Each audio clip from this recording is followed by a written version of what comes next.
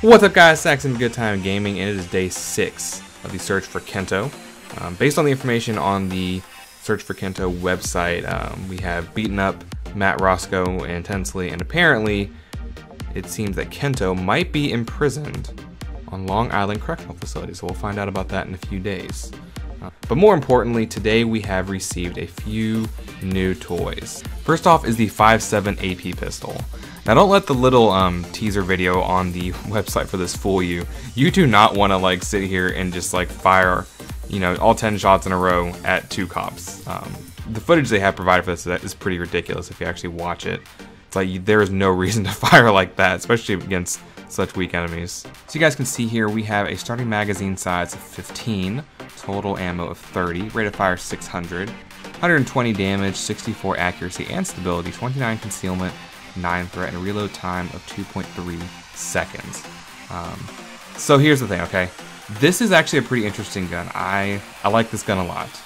I think it's kind of interesting how in the news release for this Overkill is kind of like already trying to ward off criticism about this gun being basically like a sniper rifle replacement. It's definitely not. First off, the ammo pickup on it is absolutely abysmal. Just having aced walk-in closet, no fully loaded aced. I was getting 1 bullet for every about 3 to 4 pickups, so the ammo is pretty bad on it. Having only 45 shots to start out with is also not particularly a lot to work with, considering how little bit the ammo picks up. It's not a lot of ammo to deal with enemies. You really only want to go for shields with this gun, so it's kind of like a niche weapon. It has a very specific purpose. The way that I see this gun being useful, and kind of the way that I tested it out, is as part of an akimbo build. So with akimbo builds, I don't know how you guys play yours, but I don't like to have you know, akimbo primary and then like some sort of a pistol secondary, even though it's more, you know, favorable. It kind of screws you against shields, and it makes it like a little bit more difficult to deal with them since you only have pistols. This gun kind of addresses that, so if you want to run an akimbo build, you can do so with your primary, bring this as your secondary, and then just, you know, switch between the two whenever you need to take out a shield. I like the gun. It can also be used in other builds, so if you have like say a shotgun primary, you need something for your secondary that's serviceable, you know, throw this on there. It doesn't have a whole lot of mods available to it. You guys can kind of see what's available here. None of them are really mods that you just have to have, or else it's not going to be competitive by any means.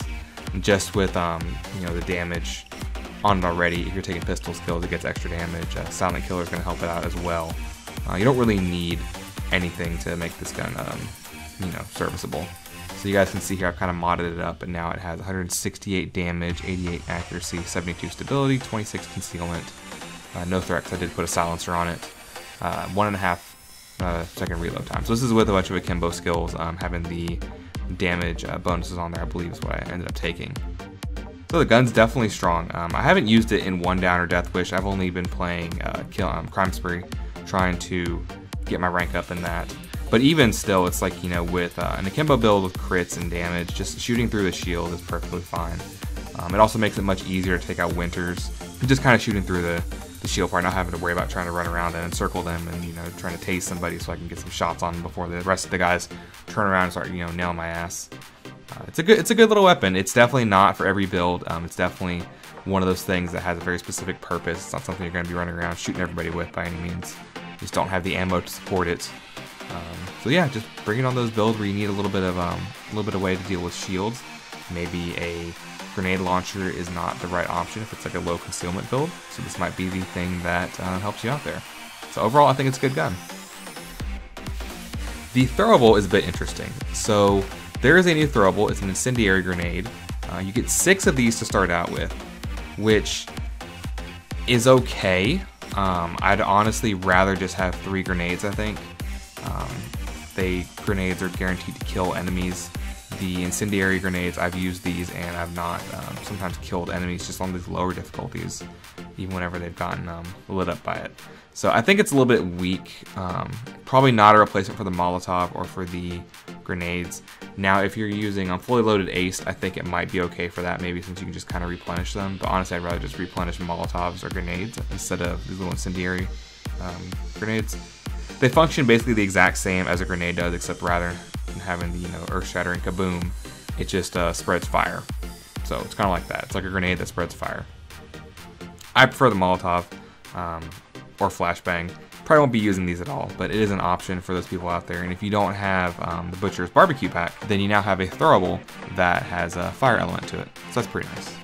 There's also a Rick Punked mod pack. I'm not sure what Rick Punked is, if that's like a player in the community or just something they made up.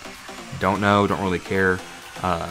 I'm not a big fan of these little 45-degree sights or magnifiers, stuff like that. I think they're just obtrusive and they don't really help anything. They're not particularly necessary in this game.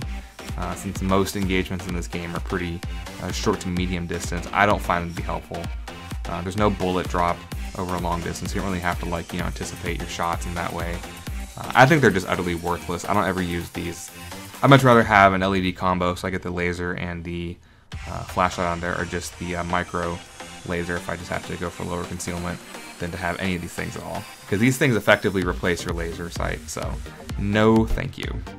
And last but not least, we have 4 new masks. They're all kind of cute, I guess. We have Bernie. We have Stoibs, Fluffed Up. This one looks kind of interesting. It's kind of terrifying, actually, if you ask me. And then we have here Tempe, who kind of reminds me of Cecil the Lion. You guys remember that controversy? That was like about 2 years ago. So the masks, they're just kind of whatever. They're payday masks, nothing really special there. So overall, I guess it's a decent day. The pistol's pretty okay, I'd say. Grenades not really good unless you just don't have any DLC, I don't think. The mods are worthless as far as I'm concerned. And then we have masks. Masks are just kind of like, whatever, Tomorrow, day 7, is another Paper Gang day, so nothing too exciting for tomorrow. So I will see you guys in the next video. This is Axiom of Good Time Gaming. Please remember to like, subscribe, and share if you like anything you saw today. And remember to always have a good time gaming.